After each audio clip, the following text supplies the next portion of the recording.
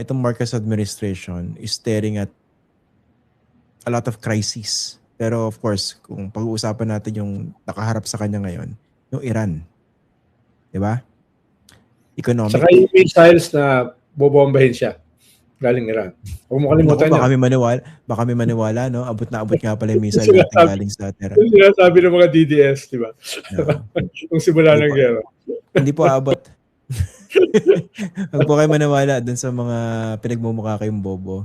Pero ito, no? Dalawa yung krisis ng Marcos eh. Ito yung Iran, ngayon, no? And of course, yung Duterte. The Duterte crisis. Ang inisip ko rito, can he actually survive both? Well, political will yan eh. Political will tsaka political leadership. Ang daming pwedeng gawin eh. Ang daming pwedeng gawin eh. Katulad yan sa excise tax. Last year pa yun hinihingi eh. The Dutertes, ang labanan dyan ay yung naging bahagi ka na mahiya ka naman campaign, anti-corruption. Wala nangyayari. Yan. Fuel yan sa mga Duterte. Fuel yan. Yan yung ginagamit nilang narrative dito sa impeachment eh. I-impeach nyo ako para sa 120 million, daang-daang billion, even trillion ang ninakaw, tapos wala nakukulong. Correct. Nagpi-fit sila doon sa narrative ng mga Duterte. Dahil nga, either wala silang ginagawa o mali yung kanilang ginagawa. O mabagal. Yun ang nangyayari. Kaya bahagi nito ay ano bang gagawin nila? Bahagi ay communication. Mas maganda yung communication ng mga Duterte kumpara sa kanila. No, hindi dahil maganda yung ginagawa ng mga Duterte, pero yung kanilang strategy, communication strategy ay parang mas lamang, no?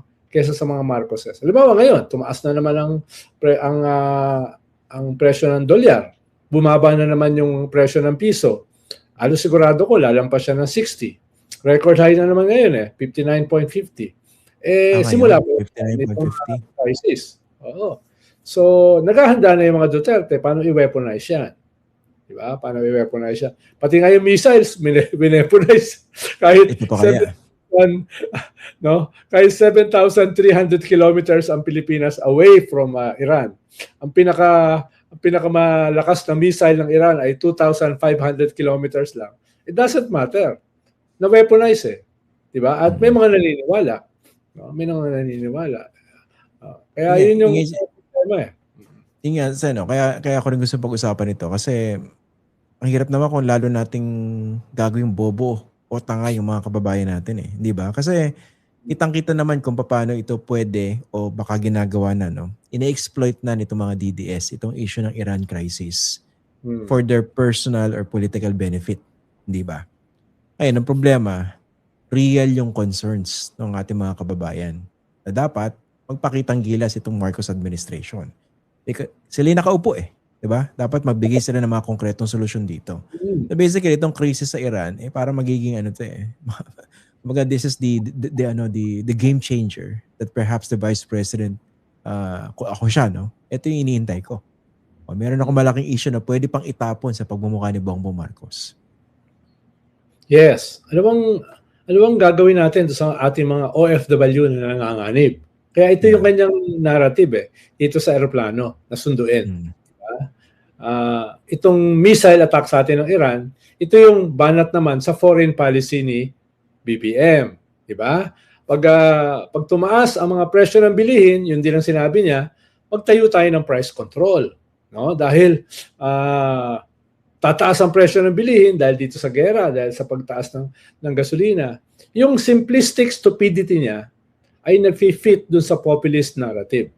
No? Whether by design or by accident, no? It doesn't matter. Basta, sabi mo nga, ay ang mabiblame dito yung gobyerno.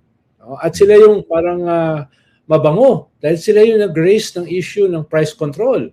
Sila yung nag-issue ng kapayapaan at missiles na tatama sa atin because of our friendly relations with the West. At siya yung nag-raise ng pagsaklolo sa mga OFW. Diba? Inisip ko total, ang gaganda ng mga ideya nitong si Vice President Sara Duterte at ang tatalino. Baka pwedeng one of these days mag-organize siya ng economic forum, tapos siya yung magsasalita, tatanungin siya ng ng mga ekonomista, Mga galing sa banking sector, yung mga mamumuhunan, yung mga negosyante, malaki at maliliit, no? Yung bang hindi controlled yung environment ba? Yung lahat pwede magtanong open mic para maunawa natin yung kanyang economic policy, how she sees the Philippine economy, how to move forward, no? Since pinopose mo na rin yan, imbitahin mo na rin siya rito sa Fox First. Katulad ng imbitasyon mo kay Marcoleta. Di ba? Di ba? Pwede yun, di ba? Sige po. Nasubukan mo na ba siya imbitahin? Hindi pa. Hindi ko alam yung number niya eh. Pa na. Pero ako, very open ako, no? Lalo kung live, tapos walang screening ng questions. Oo. Wala nang cameo. O meron pa. Tapos wala. May biglang susulpot. Okay ako doon. Lalo walang advanced questions. Smiling assassin, biglang susulpot. Biglang gumanon eh, no? Biglang tatanungin ng economic questions, di ba? Madali kasing madali kasing magpahayag pag kontrolado mo yung sitwasyon eh. Yung alam mo hindi ka naman you know. Ganda nun. Diba? Bukas po yung ating programa. Okay. Nga pala, no? Sen, nagsalita na rin pa ba yung mga Duterte tungkol dito sa yung espionage? Wala. Hanggang ngayon, hinihintay ko. Wala. Wala silang sinabi? Oo. Ba't mo sila may sasabihin? No? Okay. Hindi nga pala malaking issue. Wala namang espiya rito ang China.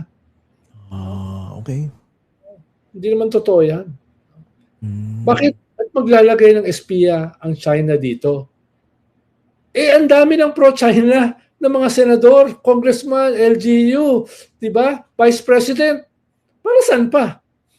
Para saan pa espiya? Ito nakalantad na. Di ba? Ano ba kayo? Mali pala yung impormasyon galing sa Philippine Navy. Hindi na espionage. Ito. Binibigyan ng impormasyon, di ba? Nagre-report sa Chinese ambassador, di ba?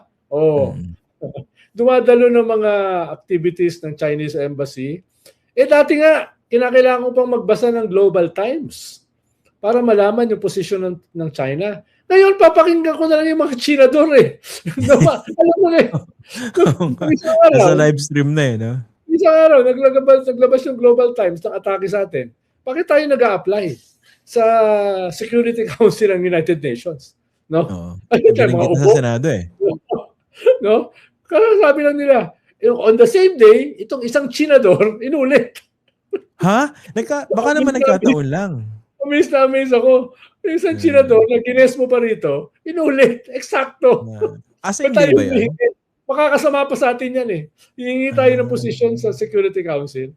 So, hindi mo na kailangan maghalungkat pa, Global Times. Global Times nga pala, yung official mouthpiece ng Communist Party of China. Diba? Kung ano yung lalabas doon, yun yung gustong ipalabas ng Communist Party. Correct. Hindi ko alam na yung... yung mga mapa, yung mga yung coordinates. Coordinates? Doon lumabas una yan eh. Sa Global Times. Ganun ba? Ano ba yung pinagsasabi nito mga Pilipino na West Philippine Sea? Wala namang coordinates. Tapos, biglang, surprise among surprises, no? Biglang lumabas sa yung mga Chinador mo, binabanggit din. Coordinates, wala namang coordinates. Baka naman nagkataon lang. Ako na lang. Huwag ka na magbasa ng Global Times. Makinig ka na lang sa Senado. Pala, I heard, kailangan. I heard meron ng resolusyon, no?